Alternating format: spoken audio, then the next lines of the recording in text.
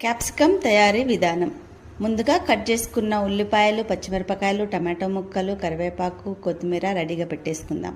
క్యాప్సికమ్ను చిన్న చిన్న ముక్కలుగా కట్ చేసుకొని పొయ్యి మీద బాణీ పెట్టేసి అందులో 2 స్పూన్ల ఆయిల్, కట్ చేసి పెట్టుకున్న ఉల్లిపాయలు, పచ్చిమిరపకాయలు, ఒక బగారా ఆకు, కరివేపాకు, అల్లం వెల్లుల్లి పేస్ట్ కొంచెం వేసుకొని ఫ్రై చేసుకుందాం.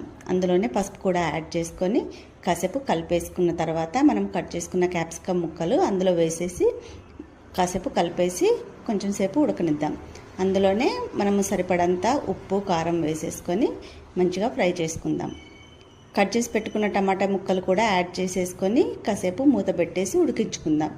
అందులోనే మీకు ఇష్టమైతే పల్లీల పొడి, నువ్వుల పొడి కూడా యాడ్ చేసుకుంటే ఇంకా టేస్ట్ సూపర్గా ఉంటుందండి.